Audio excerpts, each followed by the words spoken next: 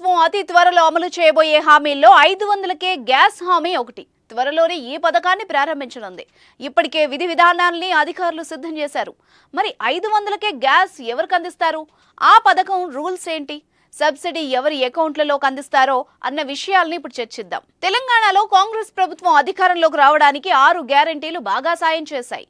మహిళలకు ఉచిత బస్సు ప్రయాణం, 500కే గ్యాస్, మహిళల అకౌంట్లలో 2500, గృహజ్యోతి లాంటి పథకాలు భారీగానే రాబట్టాయి. గజం కేవలం 15,500 రూపాయలతో 150 గజాల భూమి కేవలం 23 లక్షలు మాత్రమే. ఇక ఇచ్చిన మాట ప్రకారం గెలిచిన వెంటనే పథకాలు అమలు చేసే పనిలో పడింది కాంగ్రెస్.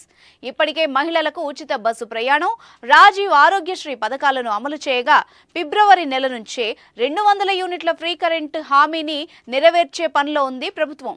ఈ క్రమంలోనే 500కే గ్యాస్ సిలిండర్ పథకాన్ని కూడా అమలు చేయనుంది. 500కే గ్యాస్ పథకాన్ని ఏ విధంగా అమలు చేయాలి, అమలులో ఎదురయ్యే సమస్యలేంటి, వాటిని ఎలా పరిష్కరించాలి అనే అంశాలపై అధికారులు చర్చించి ప్రతిపాదనలను సిద్ధం చేశారు. ప్రస్తుతం గ్యాస్ సిలిండర్ ధర 955గా ఉంది. ఈ పథకంలో భాగంగా 500 వినియోగదారుడు భరించాల్సి ఉంటుంది. కేంద్ర ప్రభుత్వ సబ్సిడీ 40 పోగా మిగిలిన 415 సబ్సిడీని ప్రభుత్వం అందించనుంది. అయితే ఈ సబ్సిడీ ఏ రూపంలో అందిస్తారన్నది చర్చనీయాంశంగా మారింది. వినియోగదారుల అకౌంట్లలోకి వేస్తారా, గ్యాస్ కంపెనీలకు అందిస్తారా, లేదంటే డిస్ట్రిబ్యూటర్లకు ఇస్తారా అన్నదానిపై సందిగ్ధత నెలకొంది. దీనిపై ప్రభుత్వం ఓ నిర్ణయానికి రావాల్సి ఉంది. అయితే సబ్సిడీ తీసుకోవడానికి గ్యాస్ కంపెనీలు నిరాకరిస్తూ ఉండడంతో వినియోగదారుడికే అకౌంట్లలో సర్కార్ డబ్బులు వేయనున్నట్టు సమాచారం. రాజస్థాన్లో కూడా డిస్ట్రిబ్యూటర్లు, కంపెనీలు సబ్సిడీ అమౌంట్ను తీసుకోకపోవడంతో అక్కడి ప్రభుత్వం సబ్సిడీ వినియోగదారుడికే అందిస్తోంది. తెలంగాణలో కూడా అదే తరహాలో అందించాలని ప్రభుత్వం భావిస్తోంది. తెలంగాణలో కాంగ్రెస్ ప్రభుత్వం అమలు చేస్తున్న హామీలకు తెల్ల రేషన్ కార్డే ప్రామాణికం. 500కే గ్యాస్ హామీని కూడా తెల్ల రేషన్ కార్డు ఉన్న వాళ్లకే అమలు చేస్తామని ప్రభుత్వం ప్రకటించింది. దీని ప్రకారం సుమారు 64 లక్షల కార్డుదారులకు ఈ హామీని అమలు చేయనుంది.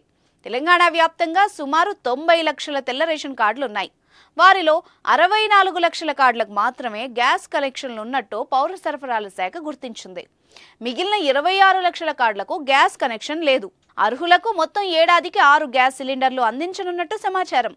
ఈ నెల 8 నుంచి అసెంబ్లీ బడ్జెట్ సమావేశాలు జరుగుతుండటంతో అనంతరం దీనిపై ప్రభుత్వం ఓ నిర్ణయం తీసుకునే అవకాశం ఉంది. ఈ నెల 8 నుంచి అసెంబ్లీ బడ్జెట్ సమావేశాలు జరుగుతుండటంతో అనంతరం దీనిపై ప్రభుత్వం ఓ నిర్ణయం తీసుకునే అవకాశం ఉంది.